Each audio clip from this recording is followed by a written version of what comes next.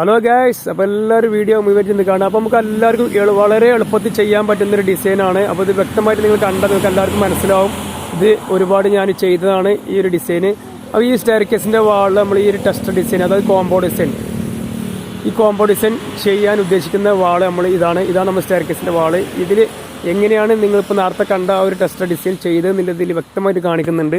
അപ്പോൾ എല്ലാവരും മുഴുവനായിട്ട് വീഡിയോ കാണുക. അപ്പോൾ നമ്മൾ ഏകദേശം നമുക്ക് ഇഷ്ടപ്പെട്ട ഒരു അളവിൽ മാർക്ക് ചെയ്തതിന് ശേഷം അതിൽ 1 ഇഞ്ചിൻ്റെ മാസ്കിൻ ടേപ്പ് നമ്മൾ വെച്ചിട്ട് എന്ത് ചെയ്യുക, ഡബിളാക്കിയിട്ട് ഒട്ടിക്കണം. അപ്പോൾ നമുക്ക് ഏകദേശം ഒരു നമ്മതിൻ്റെ ഗ്രൂവിൽ ഒരു തിക്നെസ് കിട്ടാൻ വേണ്ടിയിട്ടാണ് നമ്മൾ 1 ഇഞ്ചിൻ്റെ മാസ്കിൻ ടേപ്പ് ഡബിളായിട്ട് ഒട്ടിക്കുന്നത്. അതിനുശേഷം നമ്മൾ ഗാൾടെക്സിൻ്റെ ഫൈൻ ബ്ലാസ്റ്റർ പുട്ടി ഉപയോഗിച്ചിട്ട് ഒരു കോട്ട് അപ്ലൈ ചെയ്യുക. അതിനുശേഷം ഞാൻ ഏകദേശം കുറച്ച് ഭാഗം ഞാൻ പാറ്റേൺ ക്രിയേറ്റ് ചെയ്തിട്ടുണ്ട്. കോമ്പോ ഡിസൈൻ എന്ന് പറയാൻ കാരണം, കോമ്പോ ഡിസൈൻ നമ്മൾ ഉദ്ദേശിക്കുന്നത് നിങ്ങൾക്ക് ചീർപ്പ് വെച്ചിട്ടും ഇത് ഡിസൈൻ ചെയ്യുക. ഇതിൻ്റെ വീഡിയോ ഞാൻ ഇതിന് മുമ്പ് കാണിച്ചിട്ടുണ്ട്, അതുകൊണ്ട് വ്യക്തമായിട്ട് ഞാൻ ഇതിനെപ്പറ്റി പറയുന്നില്ല. അത് കഴിഞ്ഞതിന് ശേഷം നമ്മൾ ഡിസൈൻ തൊട്ട് പുറകെ ഡിസൈൻ ക്രിയേറ്റ് ചെയ്തതിന് ശേഷം ഒന്ന് ജസ്റ്റ് നമ്മൾ ബ്ലേഡ് വെച്ചിട്ട് ഒരു 6 ഇഞ്ചിൻ്റെ ബ്ലേഡ് വെച്ചിട്ട് നമ്മളൊന്ന് ലെവൽ ചെയ്ത് കൊടുക്കുക.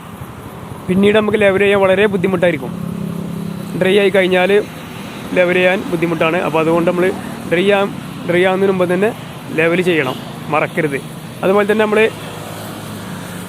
ഏകദേശം പുട്ടി ഏകദേശം ഒരു പകുതി ഭാഗത്തുമ്പോൾ തന്നെ നമ്മൾ ടാപ്പ് റിമൂവ് ചെയ്യണം. ടാപ്പ് റിമൂവ് ചെയ്യാൻ ആരും തന്നെ ടാപ്പ് റിമൂവ് ചെയ്യാൻ മറക്കരുത്. ഞാനിതിൽ കാണിക്കുന്നുണ്ട്. തൊട്ട് പുറകെ തന്നെ നമ്മൾ പാറ്റേൺ ക്രിയേറ്റ് ചെയ്തതിന് ശേഷം അത് ബ്ലേഡ് വെച്ച് 6 ഇഞ്ച് ബ്ലേഡ് വെച്ച് ലെവൽ ചെയ്തതിന് ശേഷം ടാപ്പ് നമ്മൾ റിമൂവ് ചെയ്യണം. അതിനുശേഷം നമ്മൾ അടുത്ത പരിപാടി എന്താ വെച്ചാൽ, ഡ്രൈ ആയതിന് ശേഷം 100ൻ്റെ ക്ലോത്ത് പേപ്പർ, അതായത് റോൾ പേപ്പർ ഉപയോഗിച്ചിട്ട് നമ്മൾ ഒരു കോട്ട് ജസ്റ്റ് ഒന്ന് കംപ്ലീറ്റ് ഒന്ന് ലെവൽ ചെയ്യുക, ഒന്ന് കട്ട് ചെയ്ത് സാൻഡ് ചെയ്തുകൊണ്ട് ലെവൽ ചെയ്യുക.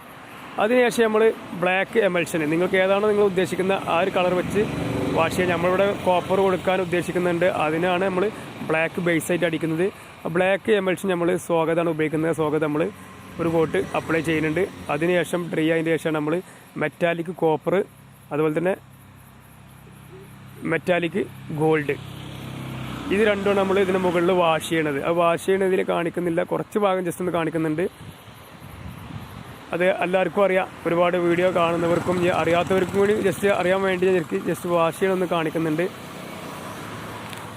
അപ്പോൾ മുഴുവനായിട്ട് വീഡിയോ കാണുക, എല്ലാവരിലേക്ക് എത്തിക്കുക, ഷെയർ ചെയ്യുക, സബ്സ്ക്രൈബ് ചെയ്യുക, മറക്കരുത്. ഓക്കെ.